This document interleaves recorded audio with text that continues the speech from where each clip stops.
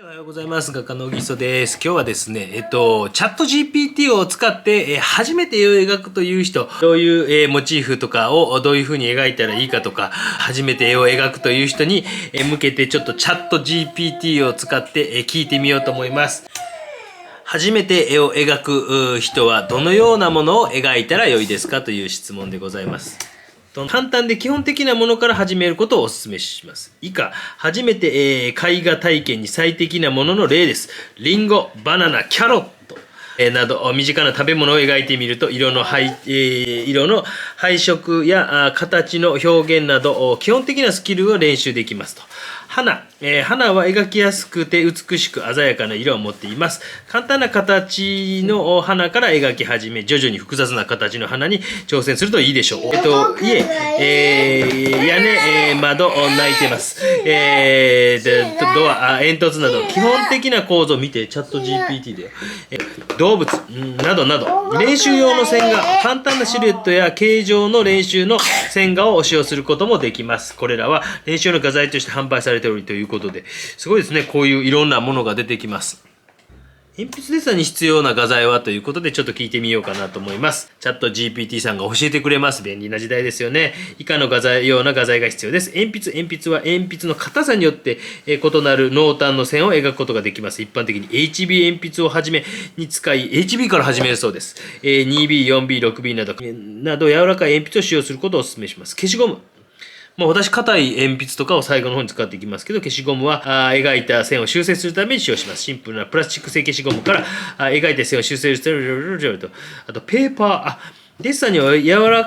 滑らかで細かい粒子のない紙を使用することをお勧めしますと。鉛筆削り、固定剤、フィクサーシフかなということだそうですよ。こういったものを使用してみるといいでしょうということです。絵を描くのが苦手な人はどうしたらよいですかという質問を投げかけてみますね。絵を描くのが苦手な人でも練習やアプローチの変更を通じて絵を描くスキルを向上させるお兄ちゃん、ちゃんと聞いとき。チャット GPT さんがお兄ちゃんに、練習する。絵を描くのが苦手な場合でも練習を通じてスキルを向上させることができます。毎日短時間でも構いませんので少しずつでも絵を描く。もう1枚目終わった。ということです。基本から学ぶ。この基本っていうのがね、何か形や比率、構図など基本的な要素を理解することで絵を描く、スキルをお兄ちゃんがこう一生懸命描いてます。3歳にして。ね、描いてますよ。ね、真剣です。独自のスタイルを探すと、リファレンスを使用する。リファレンス、絵を描くのが苦手な場合でも、リファレンスって何ですか？より正確に描くことができます。例えば実物や写真を見て描くことができます。リファレンス。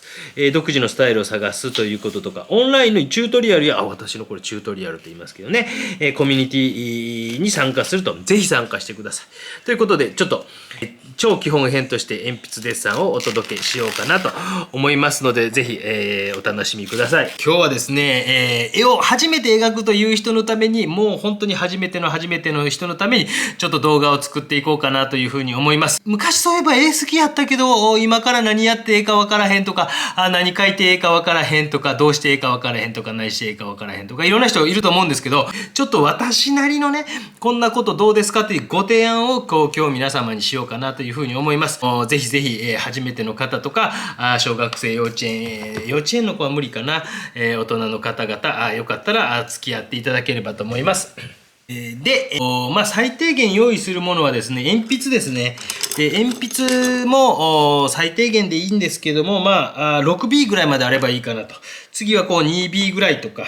あとは3B、2B、この柔らかい鉛筆、2HF。HB ぐらいまであればいいかなと思います。大体このぐらいで十分かなと。6B から 2H ぐらいまで揃っていれば、大体できるんじゃないかなというふうに思います。あとは練り消しですね。とね。こういった練り消しみたいなのをご用意してください。100円とかで、インターネットとかでも買えます。あと、硬い消しゴム。で、ちょっといくつか私テクニックを今日お見せしようと思うんですけど、あとは達筆。こういうのも今インターネットとかでも買えますのでね、便利な時代ですよね。私たちの頃と全然違います。あとは、カッターですね。カッターを用意してください。私はこれ100円ショップのものじゃない方がいいというのは説として唱えていて、ホームセンターとかで売ってるようなしっかり切れるやつの方がいいかなと。で、ちょっと練習用のスケッチブック、これ自作で自分で作ったんですけど、こういうものをちょっと用意しておきました。で、まあ、初歩中の初歩として一番初めは、まず、鉛筆の削り方ですね。もう鉛筆の削り方っていうのが、こいつですね。これはステッドラーさんの、鉛筆なんですけど、めっちゃ濃いってやつですね。めっちゃ濃い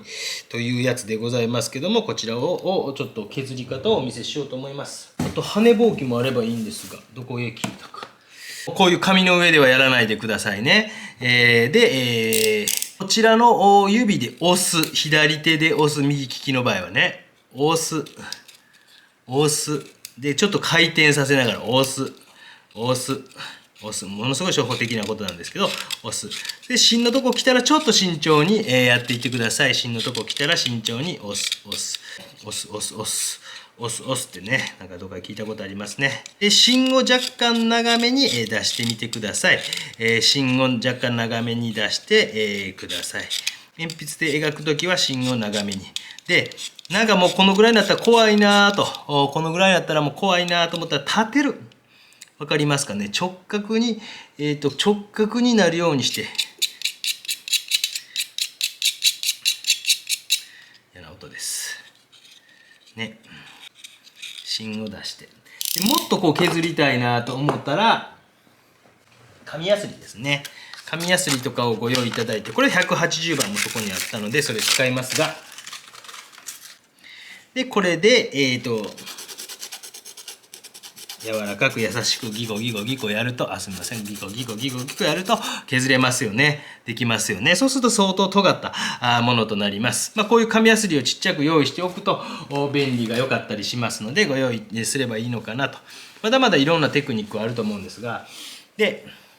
それでは、練習がてら描いていこうと思いますが、まあ、このぐらいの 2B の鉛筆をご用意いただいて、まあ、普通に書くとしたら、こういうふうに立ててですね、立てて書いていきますよね。シューシューシューシューシュー。で、他にはね、腹を使う。ここの腹のところ、わかります？腹のところを例えば使って書く。シューシューシュー。これ印象全然違いますよね。ね。で、線も、こういう風に引いてあげるだけでまた面白い線が引ける。ぎゅーっと。例えばクロッキーなどやるときはこういった線を引いてあげたりとか。ね。こう線を引いてあげたりとか。で、長いストロークもあれば、細かいストロークもあれば、鉛筆を立ててみるのもあれば、寝かせてみるのもあれば、寝かせたままこういう風にこう書いてあげて、鉛筆の腹でね、違うタッチの方向にしてあげて、そうするとどうですか？ティッシュなどでこすったりして、ね、こういう調子も出てきます。あとはこう書いたのをまた、擦筆などというのでこうビューッとこう描いてあげたりとかもできます。まあ普通の線、寝かせた線、鉛筆をこういう風にして使う線。これなんかは僕は結構クロッキーなどとかやるときとかはこういう線とか使ったりします。とか、こすってみるとか、あとはハッチングとか。ね、いろんな方法あります。こういう、ティッシュよりも細かいものを描くためにはこういう擦筆みたいなものとかを使ってみたりとかするとかね、こういう方法がございます。で、まあちょっと応用的にはこう、例えば、ニードルって言うとあれやけど、千枚通しみたいなのがええかなとかね、少しこういうふうにこう、紙をへこませておいて、へこませて、なるべくこう、ね、微妙なところなんですが、コンパスの針とかでもええかもしれませんよね。コンパスの針とかでこうやってなんかしといて、そこに鉛筆の腹かなんかで、書いてあげたら、おー、出てきたぞと。隠し文字みたいな感じで出てきたぞとかっていうのもできたりしますよね。こういったこう、いろんなこう技法ができたりします。例えば少し目とか書いてみましょうか。こういうふうにね、ピッピッピッピッピッピッピッピッ、普通にじゃあこの今 1を使ってますと。次は2を使っていきましょうみたいなね。2を使っていきましょう。ピッピッピッピッピッピッピッピッ、2を2とか、じゃあ千枚通しくんを使いながら、千枚通しがちょっとあれやったらば、こう別にこう何でもいいんです。こんなんでもほら、スプーンの後ろ側かなんかでギューッとこうやってあげても何でもいいんですよ。本当にこれどこに売ってますかとかよう聞かれるんですけど、何でもいいです。ペンが出なくなったやつで、もういいし、で、こういうのでこう、わーっと書いてみたりとか、ね。わーっと、そうするとこう、なんか白い線が出てきたぞとかね、少しじゃあちょっと濃いめに描いてみて、わーっと描いてみて、こう濃いめに描いてみて、ね、少し鉛筆を立てながら描いてみて、描いてみましたと。これやったらなかなかこうね、いまいちかなっていう気しますけど、これを達筆とかでググググググググ濃く濃くしてみようかなとかね。いろんなことできますよね。で、鉛筆デッサンでもいろんなことができたりしますので、最終的にはやっぱり鉛筆を立てて書いていった方がいいんですが、こういうこともできるんですよっていうことを少し知っておいてもらえたら、あとは消しゴムでこう消すというか、書くということもできます。いろんなことできますね。こういったことを今日は駆使しながら、ちょっと一番初め何書けばええのと聞かれて困るんですが、今日スーパーに行ってきましたが、今日は、これはコットマンという紙、ご用意しました。僕はあんまり粗すぎずに、細かすぎずに、が初めの方はいいかなと。粗いっていうのは例えば M 画用紙とか、画用紙なんかもちょっと粗いですね。で、細かいっていうのはケント紙とか、ああいったものはすごい細かいので、皆さんにとって、やりやすいかどうかわかりませんが、私はこのコットマンとか水彩紙の中でも細めとか、そういったものやったら意外と描けるかもしれませんので、ちょっと自分でいろいろ探してみられてもいいのかなと思います。私はこのコットマンっていうのがちょっとおすすめかなという、初心者の方でもですね。じゃあ、せっかくスーパーに行ってまいりましたナスビさんですね。ナスビさん、もうナスビさん、こいつはよく皆さん描かれてはどうですかと僕は言います。なぜかというとめっちゃ黒いからです。ナスビさんで、球体として、新玉ですね。これなんかはもう本当に、めっちゃ部屋臭くなりそうですけど、新玉を買ってきました。明るくてゴロッとした球体のものとして、こいつはちょっと買ってきました。で、もう一個、なんとなくピーマン真ん中ぐらいかなと。それよりちょっと濃いかもしれませんが、ピーマンさんを買うてきました。こいつらをちょっとトントントンと置いてみて、本当に一番初めこのぐらいのモチーフでいいかと思います。工業製品とかっていうのはすごい形とか狂うと結構大変やったり難しかったりするので、このぐらいからスタートすることがいいのかなということで、このぐらいのものを私はよくお勧めしております。で、ちょっとやっていきましょう。で、モチーフをトントントンと置いてみて、いろんな角度に置いてみたりとかしてみてくださいね。もうそれは本当にモチーフを置くとき、描くときのコツです。で、動きとか向きとかね、そういうのをなんとなく下手の動きとかなんかね、ちょっと置いてみました。で、この中で画面の中で一番のハイライトどこやろうなとかっていうのを、まず五木ひろしさんのモノマネみたいな気持ちで目細めて見てみて、例えばピーマンの光っとるとこかなとか、玉ねぎの光ってるとこかなとか、そういうのをちょっと見てあげてください。で、一番黒いとこどこやろうなと、ナスビのこの辺かなとか、あの辺かなとか、そういうのを見てください。そして自分の目を、とか、こういうふうに例えばよく絵描きさんがやってますけど、四角の枠の中に、入れたらどんな感じになるかなっていうのをこういうふうにして。で、画面の一番上に来るとこどこかなとかっていうと、例えばナスビさんのところ。で、点。で、一番右に来るところ、またナスビさんのところの、お尻のあたりに点。ね。点、点。点、点。ナスビの一番突端のところ、どこかなとか、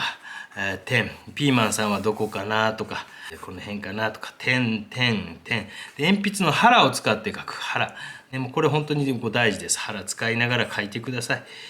で、点、点、点が増えてきて、点、点、点。で、例えばこういう玉ねぎさんも少し斜めに傾いとるなとかっていうのとか、ちょっと今出てる写真と絵は少し雰囲気違うかもしれませんが、ご容赦ください。少し中心があって、そう傾いているなとかっていうのが分かりますよね。で、点々点が増えていって、一番下、ナスビさんの後ろを通ってるとこ、ピーマンさんとナスビさんが引っかかってるとこ、ナスビのヘタさん、ね、こういうところとかを見ながら、全体に形をとっていきますと。で、点が増えていくと少し形が見えてきて、ナスビの一番お尻のところはどこかなと。でプラス影ですね。影までモチーフに入れましょう。よく言ってますけど、こういうことも本当皆さんをね、覚えてきたんじゃないかなと思います。それでもまた基礎やります。何度もやります。しつこくいきます。はい、嫌われようが何しようがもう知ったこっちゃありません。やっぱり基礎的なこと、しっかり教えていかんといかんなと思ってますので、もうしつこくいきます。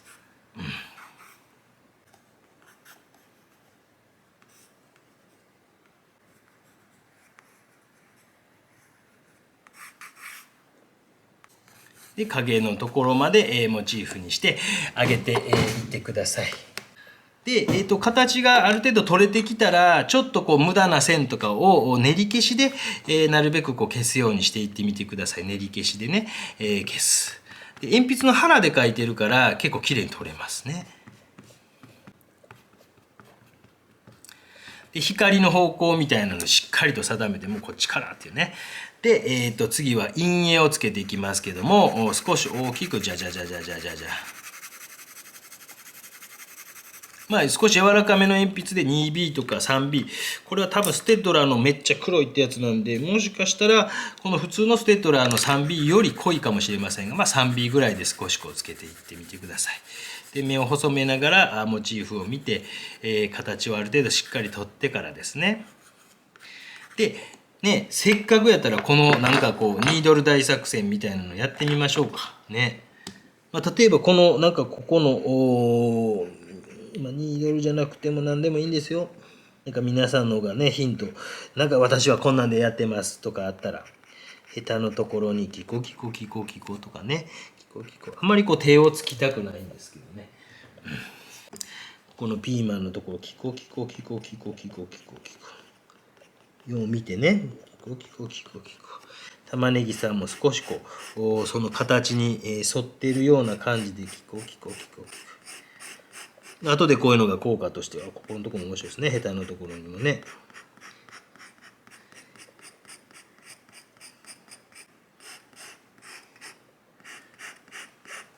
っていう感じで描いていきました。で、少しこう大きな作りみたいなのを作っていきます。3B ぐらいでいいかなと思います。これはまあ私は油絵科というところの出身で、油絵科の人の描き方とちょっとデザイン科、日本画の描き方とかちょっと違いますけど、まあなんか参考になる部分は参考にしてください。参考にならないところは無視してください。そういうものでございます。今の時代はね、自分たちで選ぶようにしてください。少し形の中まで入ってきてもいいので、なるべく大きく大きく。でこういう大きなストロークみたいなものもやっぱりこう訓練ですね。でピーマンのギラギラギラと光っているところとかもね、どうなっとくかなとかって思いながらギラギラギラ。で目を細めてみたらどれぐらいの緑色でどれぐらいの紫色もほぼ黒に近いような色で、っていうのが見えてきますよね。で大きな面で、形をとっていくようにしてください。ちょっとポイントとしては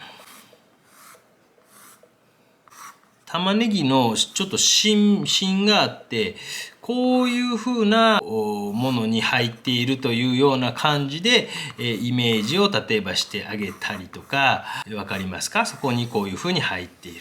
でそれで光の方角がどの辺りかなとかっていうことによって、変わってきますよね。もしかしたら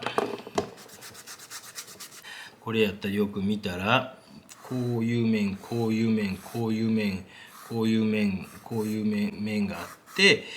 こういう形の中に入れてあげるというのが意外とええのかなとかっていう感じをイメージしなが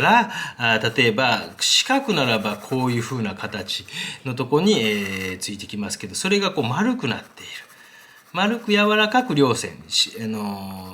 立方体っていうかね、直方体とかやったらばこういうふうに光ついてきますよね。影がね、光影でそれがもっとここの角を落として角を落として角を落としてというふうになっていって影がついていっているということをちょっとこう皆さんでご承知おきいただいて、こうね、こうなってこうなって、でそれがもっともっとこう細かくなっていってるわけですよ。こうなってでそうなっていくと、ここのところはちょっと濃いけど、こうなって、光に近くてこうなって、みたいな感じで影がついて、それがどんどん角が落ちていって、こういう形になっていってたりとか、ピーマンさんがどういう風なものの中に入っていくのかなとかっていうのを少し自分で多面的に面として目で見てあげるようにしていくと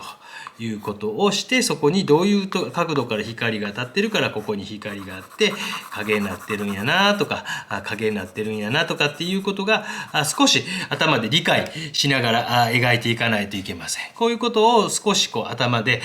こういう光の角度がこういう面のものやったらこういうふうに光当たる。でもそれが角がどんどん落ちていったりとかして、光というのがこう当たっていっているんやぞというのを面を意識するってこういうことです。こういうことね。で今もこう 2B、3B と同じぐらいの濃さかなと思いますけど、で鉛筆の腹を使ってこうブーッと塗っていくんですけど、この時もやっぱり柔らかく鉛筆のこう下の方を持ちながらそんなにこう力を入れないで、塗っていってます。で光がここにボコーっと結構下の方から光来てんなとかいうことも少し考えながら、そうなってくると影の落ち方みたいなのがこの辺りに来るぞとかっていうことをしながら、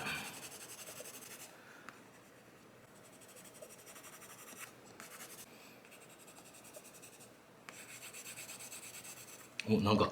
ね、こういうアクシデントは唾とかね日頃は喋りながら書かないのでね、もちろんねこういうの唾とかですよ。皆さん気をつけてくださいね喋らないようにしてください。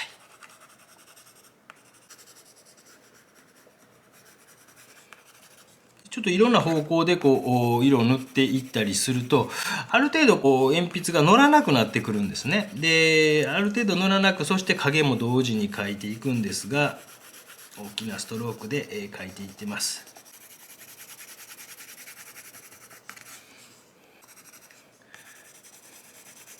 でこの時塗りムラをなるべくなくす。でこれもやっぱり訓練ですよね。塗りムラをなくして塗るなんていうこともやはり訓練かなと思います。でなすびの下の方もしっかりと黒くで反射光というのがあって、で一通りこう濡れてきたらティッシュで私はこすってあげます。これはもう本当油絵家らしいかもしれませんし、優しくねビューと。家が描ければね何かとか関係ないって僕なんか思ってしまうんで、はい何でもいいと思うんです。結構力をぐりぐりっとかけるわけじゃなくて、ちょっと優しめにやってます。紙の目を潰さない程度に、そしてこう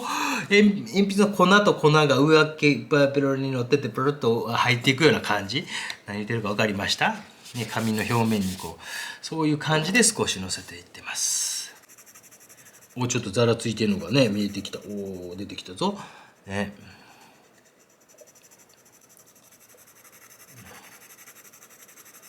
で、より濃いところはもう一層。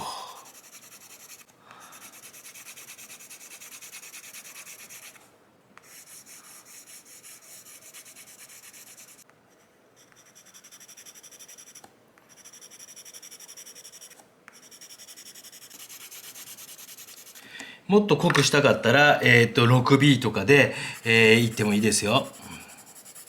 で、8B とか8B 以上とかになってくると、おそらくなかなか消えない黒なので、使う際はものすごい注意した方が僕はいいと思います。使ってもいいと思います。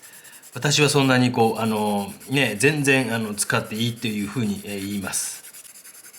唾や指紋なんていうのもやっぱ気をつけてください。で後ろの方にね濃い黒いものがあるんですけど、それもねある程度まではやっぱり塗らないとねなすびさんに見えませんもんね。2層目ね、なすびさんは、こすりました。また 6B でいくぞ。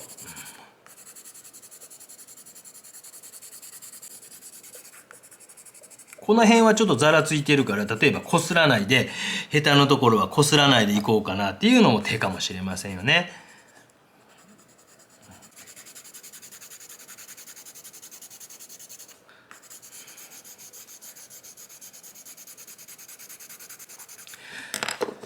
でまたこする。よ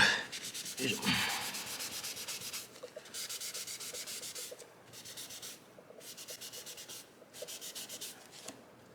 で、ちょっとこれよりは、明るいんですけど、それでも濃い、ピーマンなんていうのも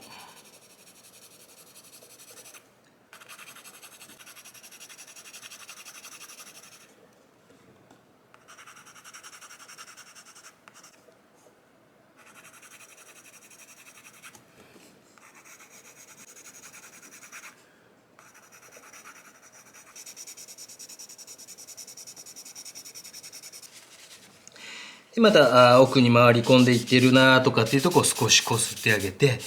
これで土台を作ってるわけです。土台。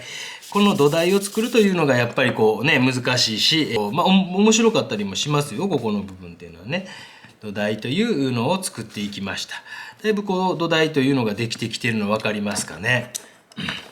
でもまだまだです。やっぱりこのピーマンの色とかを白黒にこう直してみたりすると相当ピーマンってある程度濃いブルーになってくるので会長としては多分このだいぶ濃いところにまで持っていかないといけないのかなと思います。3B とかですね。とりあえずもうほんと B 系をたくさん使っていっております。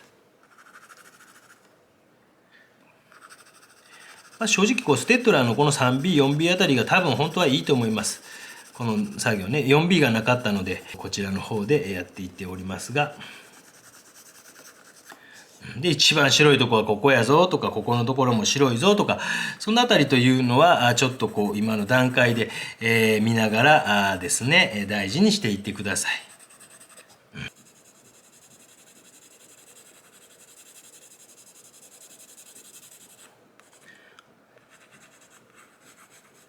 で、書いていくと少しこう形態立体感みたいに弱くなってきたらもう一回やってやるぞと。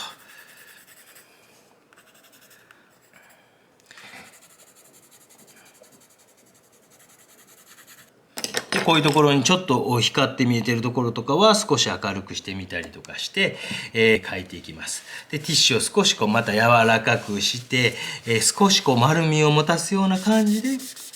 で、なんかタッチの方向と逆の方向みたいな感じでこすったりとかして、線を複雑にしていっています。あまりにも単調になりすぎないようにしながら。で、玉ねぎも影の色とモチーフの色、どちらが暗いかな明るいかなとかっていうことはよく見て、ください。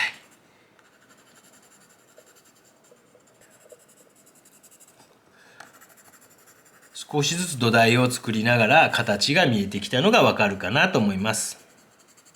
で、ここはもうこすらずに、ヘタのとこはほぼこすらずに、後でこするかもしれませんが、現段階はこのざらついた雰囲気みたいなのを、先ほど2番目ぐらいでやったような感じかな。この鉛筆の腹でグググググと強く押し当てるようにしながら、こういうところもグググググと強く押し当てるようにしながらしていくと、鉛筆の腹だったらば、紙の目の中に、入っていかないので、へこませた表情みたいなのがちゃんと見えながらですね、描けるんじゃないかなと思います。こういうところも鉛筆の腹とかを使いながらも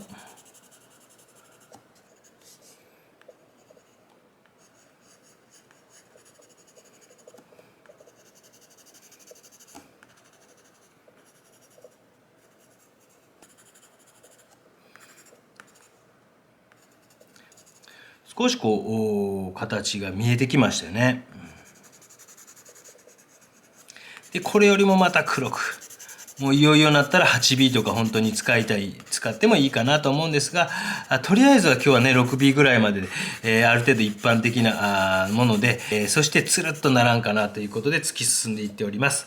で、鉛筆のタッチなんかもちょっと幅広くいろんな方向みたいなので、やりながら、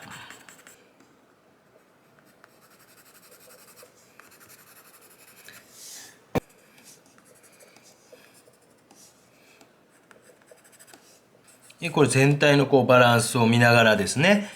やっぱりどこかに局部的に偏ることはなく、私はこう描いていった方が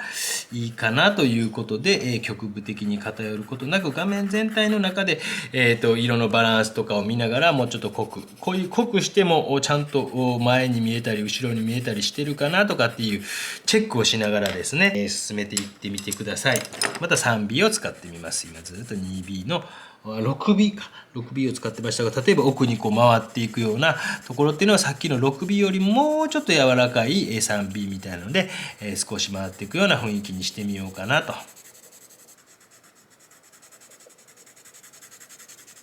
いしょ。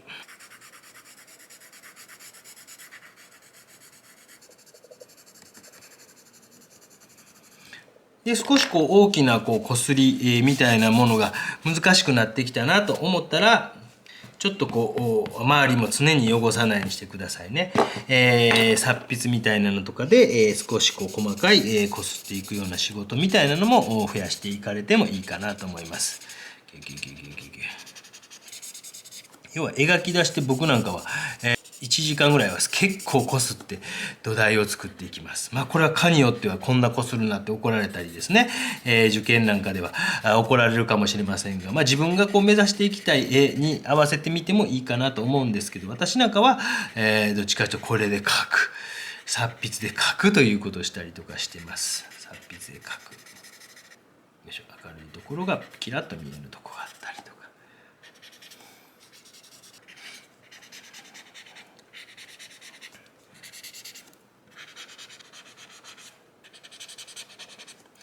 殺筆で書いていってます。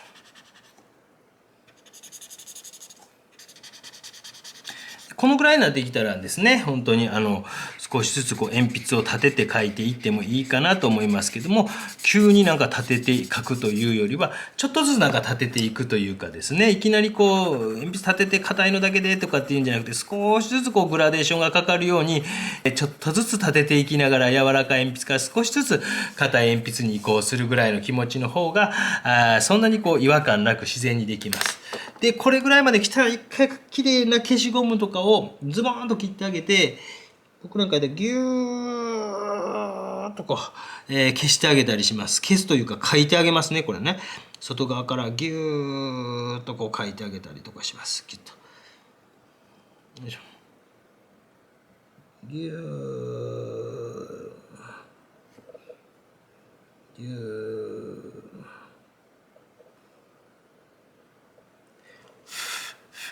ね、周りからこう形を決めてあげるという仕事とかですね。こういうところをぎゅーっとこう決まってきて、また後でもちろん書いていくんですけど、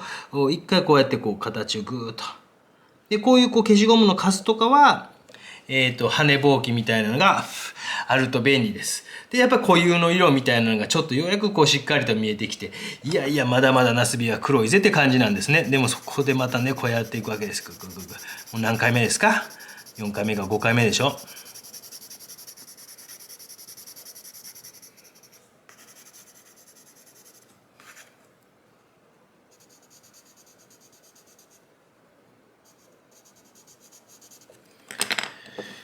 よいしょ。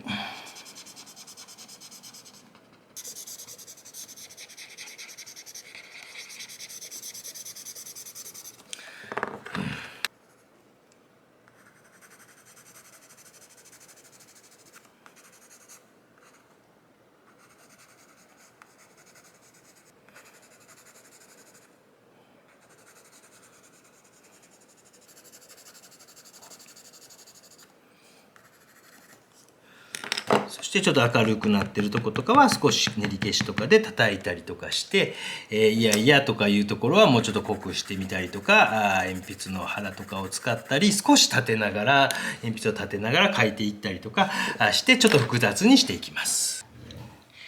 で、これぐらいですね、色が、ある程度固有の色が見えてきますよね。固有の色というのが見えてきたら、少しずつ鉛筆を立てながら描いていきます。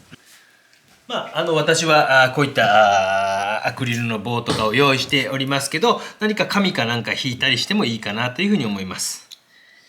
モチーフを見ながら描いていってます。少し鉛筆を立てながら細かい描写というか形の違いっているところなんていうの境目とかね、こういうところはやっぱりこう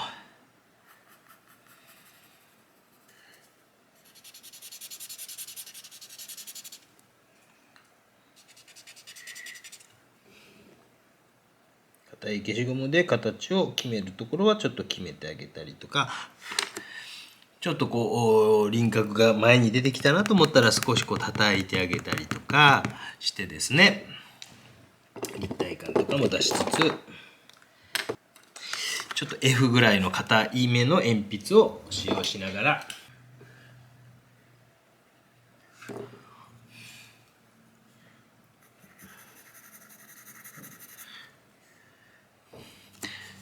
微妙な薄い調子も軽めにこうつけてみたりとか、消しゴムでまた消したりとか、そういったことを繰り返しながら固有の色というのを出していく。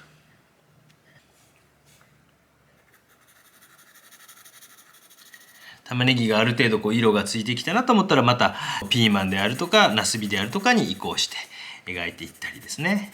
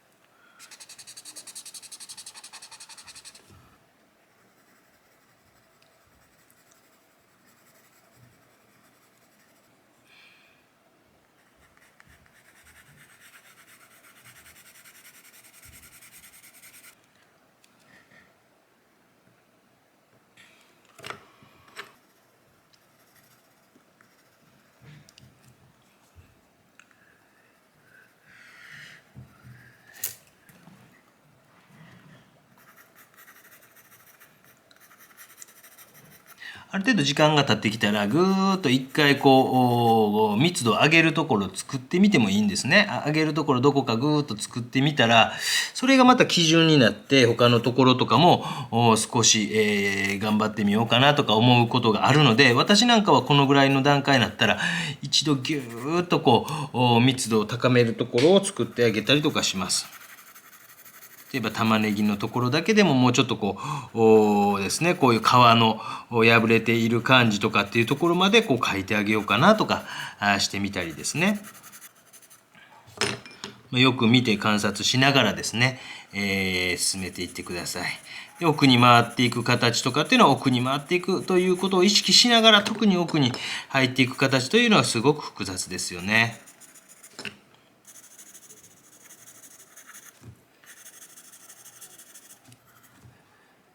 これぐらいこう密度が上がってくると、今度もうちょっとピーマンとか頑張ろうかなと思うじゃないですか。そういうこう時間帯があってもいいと思います。よく見て、ピーマンのこういう光とか難しいな思ってもこう頑張って光をこう消しゴムで描いてみたりとかこうして、そこからまた、密度を上げてみたりとかですね、鉛筆を少し立てながら、今は 6B とかで、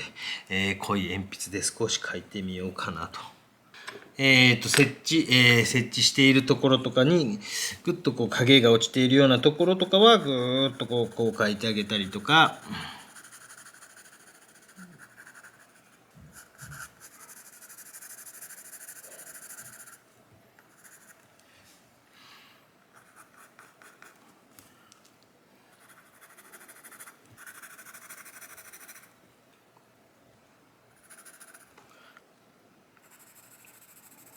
また回り込んでるなとかっていうところは回り込んでいるように描いてあげたり。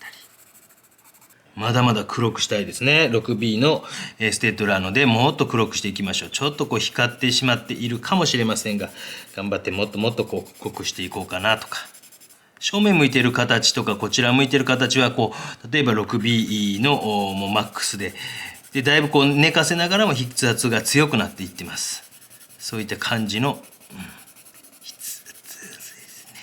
にして、この下の面なんていうのは、例えば鉛筆の種類を変えてあげて F かなんかで、鉛筆の腹かなんかで、ぐーっとしてあげて、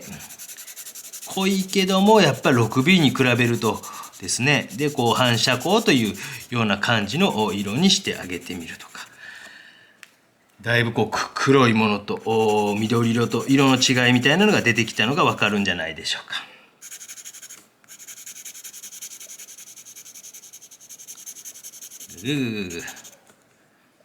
ピーマンのこう回っていく感じなんていうのはね、ちょっと丁寧に慎重にいきたいとこですね。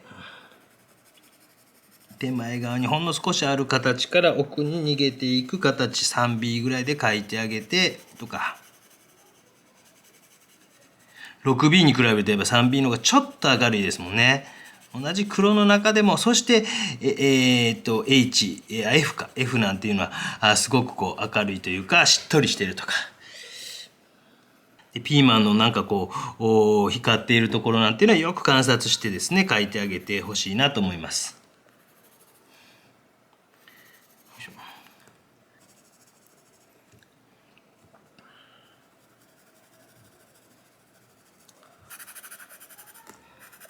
鉛筆の色の違いみたいなのでで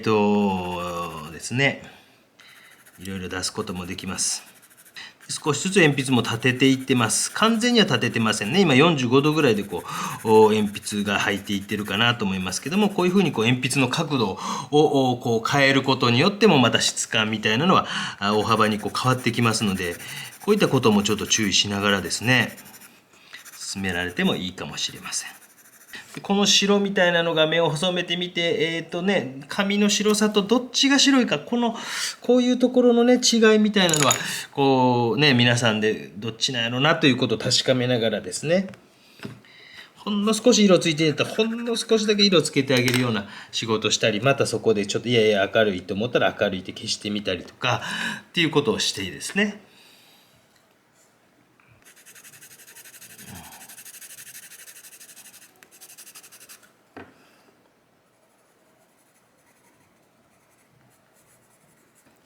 手前の球体の手前の方の形とかっていうのは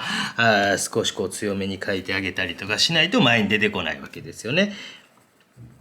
少しといってもほんの少し分かるか分からんか程度でですよ。その本当にほんの少しのことがやっぱりこう違いにつながってくるわけですね。ちょっと影の方全然描いてませんでしたんで、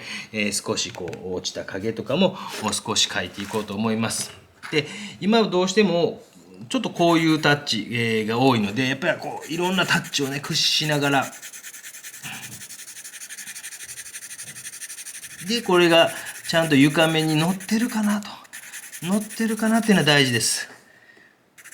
で影は少しこうモチーフから近いところっていうのは濃くなって、そこからこう柔らかくなっていく。いろんな光り方あると思います。すごくこう近いところからガンと当たってたらぐーっとはっきりとした形になったりもしますしね。だからそのこう影というのは光の場所と強さみたいなものによって変わってくるんですね。だからそういうのはじゃあ今どういう光が当たってるのか、自然光で柔らかい光が真横から当たってたら長い光落ちますよね。そういうのをちょっと自分なりにしっかりと見て、感じて、この光はこうやからこうなんかなあなんかなっていうのをちょっとこう感じてみてもいいのかなと思います。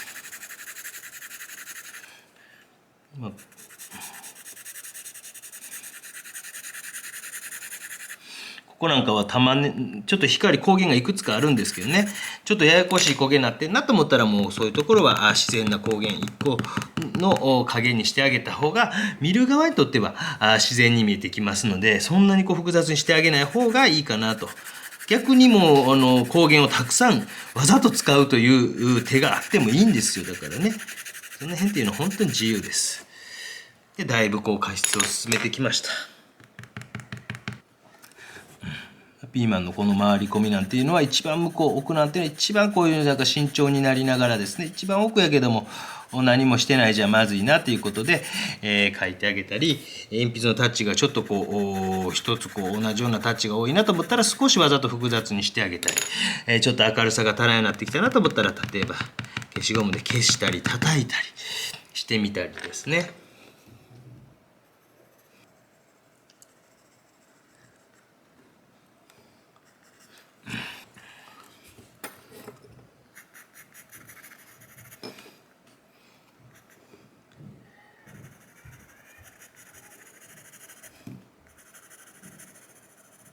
美術でなかなか食えないとよく言われて久しい昨今ですが、ちゃんと基礎やっといたらなんか仕事ありますから、本当に。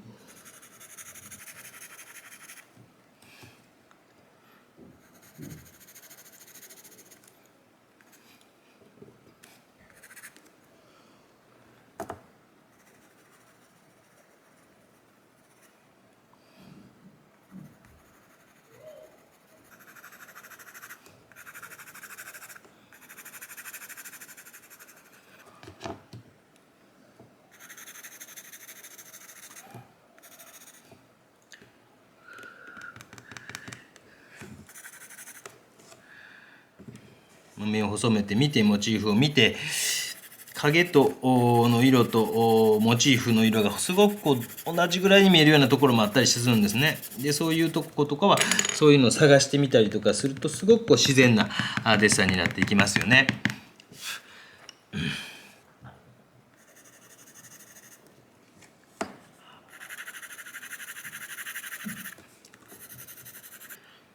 ちょっと無駄な線とかも少し消しつつ、最終的な書き込みをしていきます。こういうヘタの一番最後のとことかね、ヘタのとこなんかこう回り込んでいくけどもねとかね、そういうところはこうね、鉛筆のほんの少しの質感みたいな違いみたいなのを変えてあげたりとか、こういうところは影がちょっと落ちてるけどピーマンのお尻のところとぶつかっとるぞとか、こういうとこに光がグググッと入ってきてるなと思ったら、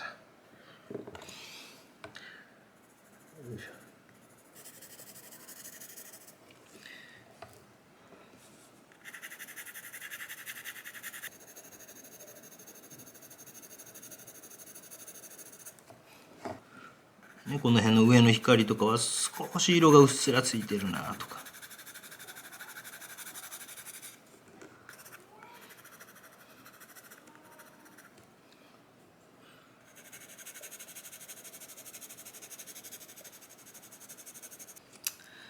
少しずつこう稜線とかのね、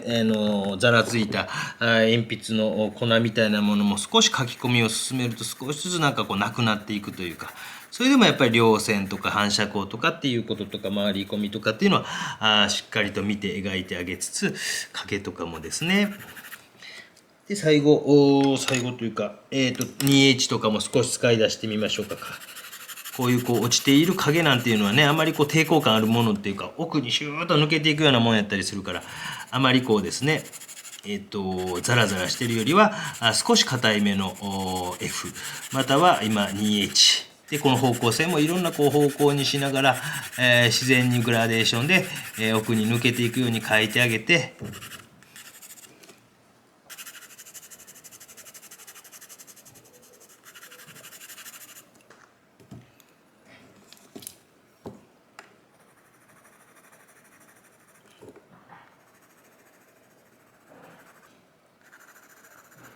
最後は鉛筆を立てながらですね、いろんな鉛筆使いながら、特にちょっと硬いめのF とか、HB とかそのあたりとかが多いかなと、今回やったら F とか、2H とかを中心にしながら、でもあんまりこうギラギラ光りすぎてしまうので、その辺のバランスもちょっと考えながらですね、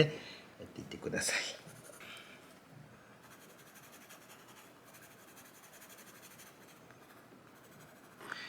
下の部分もやっぱりこうよく見るといろんな表情出てきますので、こういうのもよく見てですね、描いてあげないといけません。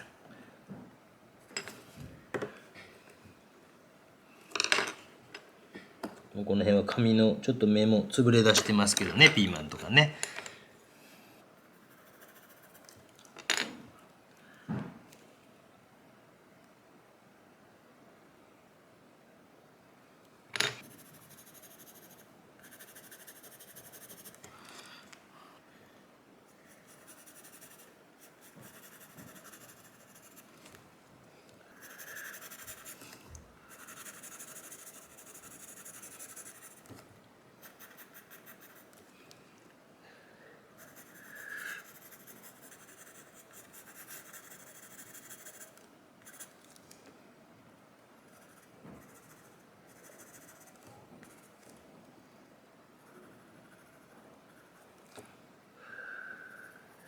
少しついた土の汚れとかね、そういったものもよく観察してみるといろんな表情に見えてきます。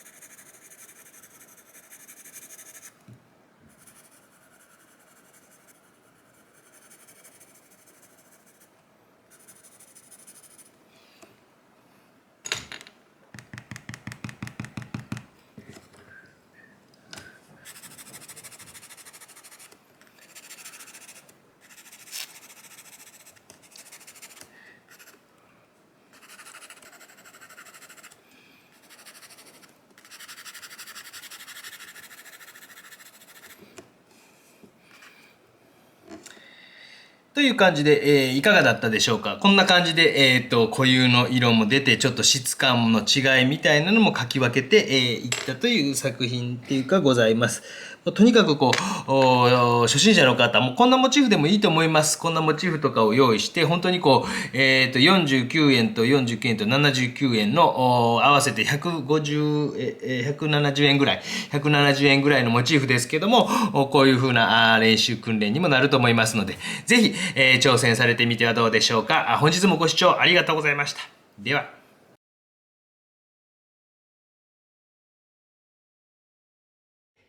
チャンネル登録よろしくです。